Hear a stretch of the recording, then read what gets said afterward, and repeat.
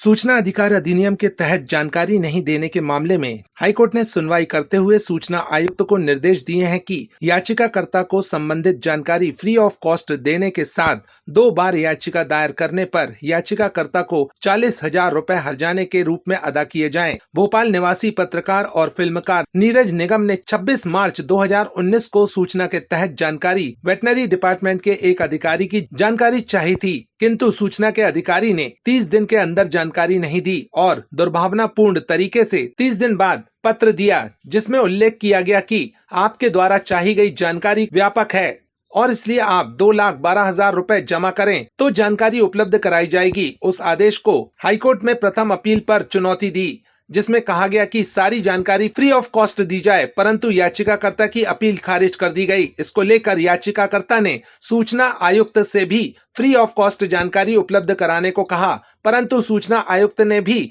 याचिकाकर्ता की अपील खारिज कर दी। इसके बाद याचिकाकर्ता ने द्वितीय अपील हाईकोर्ट में दायर की, जिस पर हाईकोर्ट ने सुनवाई करते हुए सूचना आयुक्त से जवाब प्रस्तुत करने को कहा गया। हाईकोर्ट में सूचना आयुक्त ने जवाब प्रस्तुत करते हुए कहा कि 30 दिन में याचिकाकर्ता को सूचना दी गई है, नहीं तो इसके तथ्य उनके सामने नहीं थे, इसलिए कंसीडर नहीं कर पाए। इस जवाब पर न्यायालय ने हाईकोर्ट की याचिका डिस्पोज ऑफ करते हुए निर्देश दिया कि इनको दस्तावेज को अवलोकन करने के बाद आदेश पारित करें। उसके बाद सूचना आदेश पारित किया, जो पहले आदेश था उसे यथावत रखा। क्या सुनवाई हुई है? बताइए क्या ये भोपाल के एक पत्रकार और फिल्म मेकर नीरज निगम हैं। इनने हाईकोर्ट में याचिका लगाई थी।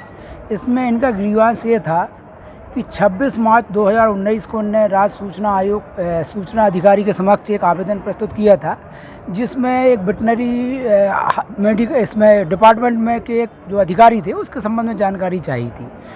तो नियम ये कहता है कि 30 दिन के अंदर जानकारी दी जानी चाहिए, किंतु सूचना अधिकारी ने 30 दिन के अंदर जानकारी नहीं दी और दुर्भावनापूर्ण तरीके से 30 दिन होने के बाद 31वें दिन एक पत्र दिया, जिसमें उल्लेख किया गया कि आपके द्वारा चाहिए गई जानकारी काफ़ी व्यापक है और इसलिए आप 2,12,000 रुपये जमा करें तो आपको जानकारी उपलब्ध कराई जाएगी। तो उस आदेश को उसने हाईकोर्ट में अपील में चुनौती दी, फर्स्ट अपील में, ये कहते हुए कि चूँकि सूचना अधिकारी ने 30 दिन के अंदर सूचना नहीं दी है, इसलिए जो भी ये जानकारी है फ्री ऑफ कास्ट प्रदान की जाए। वो अपील खारिज कर दी गई, जिसकी द्वितीय अपील सूचना आयुक्त में की गई।